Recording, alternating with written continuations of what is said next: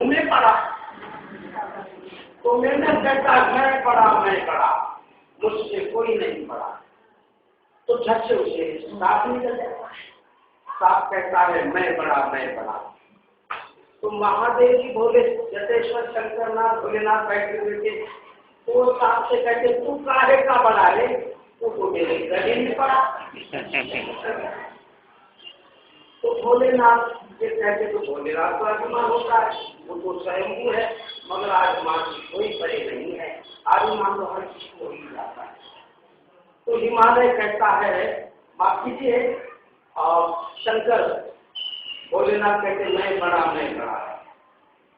तो शंकर भोलेनाथ को हिमालय कहता है तू काहे का बड़ा? तू तो मेरे चरणों में पड़ा। क्योंकि हिमालय की गोद में शंकर भोलेनाथ का वास है, निवास है। तो हिमालय को अभिमान होता है, हिमालय सोचता है मैं बड़ा, मुझसे कोई नहीं बड़ा। तो बगल में हनुमान जी बैठे हुए थे, वो कहते तो काहे का बड़ा है? तू तो मेरे चरणों पर था, उंगलियों पर खड़ी। तो हनुमान जी बदन हो जाता है, वो अभिमान में हो जाते हैं, सबसे बड़ा बलशाली मैं हूँ, मैं बड़ा। तो हनुमान जी जब ऐसा कहते तो श्री रामचंद्र प्रभु कहते हैं तू कैसा बड़ा रे? तो मेरे चरणों में पड़ा, वो मेरा सेवक है, तो मुझसे बड़ा नहीं, तू काहे का बड़ा? तू तो मेरे चरणों में पड़ा। श्री रामचंद्र कहते मैं बड़ा, तू मेरा सेवक है, मैं बड़ा, मुझसे कोई नहीं। तो यहाँ पर सीता जी बैठी, वो कहती तुम काहे का बड़ा? तुम तो मेरे लिए बड़ा। तो ये हो गया है छोटा सा किस्सा, मानसिक शाम को जाएगी। और हमें जो कहानी वो कहानी जिससे पहले जो प्रचलित पद्धति थी, वो हम एक आधा पैराग्राफ से हम अनुच्छेद परिच्छेद कहते हैं पढ़ते थे, उसका अर्थ बता दो। तो इस प्रक्रिया में सारे विद्यार्थी ध्यान नहीं देते थे, कुछ चित्र निकालते हैं, कोई किसी की शोकी खींचती है, तो कोई किसी का मतलब है कि हरकत करते थे, हर एक किसी का ध्यान नहीं होता। तो इसी बात को कहानी के रूप में बड़े रोचक और अलग ढंग से अगर हम पेश करेंगे, सारे के सारे विद्यार्थियों का ध्यान हमारी दरबार हो जाएगा और हमारा उद्देश्य ज्ञान देने का सफल हो जाएगा। तो वो मैं कहानी सुनाने जा रहा हूँ। कहानी तो भैया अचानक जो मैंने सोच समझ कर आया था वो तो कितना कुछ अलग ही रहा, मगर कहानी सुनाने तो मैं आपको एक पुरानी कहानी सुनाता हूँ। ये अकबर का दरबार लगा हुआ है, सारे दरबारी और लोगों से खचाखच माहौल का पूरा जो माहौल है, राज महल जो भरा हुआ है, तो इसमें सिपाही एक आदमी को पकड़ के आ जाता है जिसके हाथ पीछे से बंधी है। राजा उससे कहता है कि इसने क्या किया? महाराज इसने चोरी की। राजा ने उसे नीचे से ऊपर कर,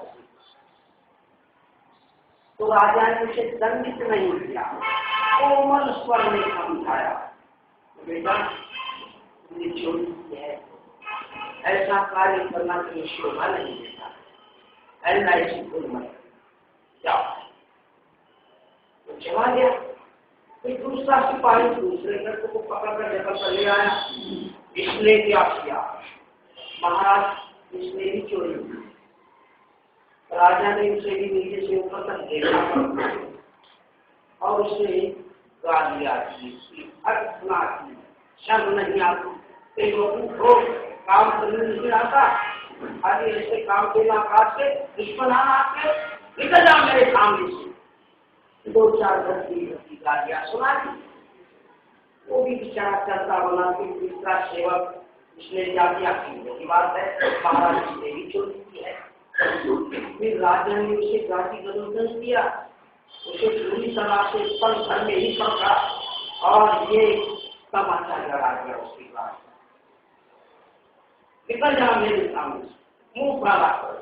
राजा क्रोधित हो गया, आप बगुला हो गया, जरा तो इस्लाम चला गया। और जो अंतिम इसने क्या किया? महाराज यही वही कार्य किया, यही जोर है। तो राजा ने उसे गौर से देखा, सबसे से कहानी इसी मुद्दे पर आती है। कहानी का रुख ही बदल जाता है। यहाँ राजा ने उसे देखा करता और बड़ी विचित्र सजा सुनाई। तो क्या किया? तो इस आदमी को मैं अब अजीब एक अलग सजा देना चाहता हूँ। सुनाइए महाराज।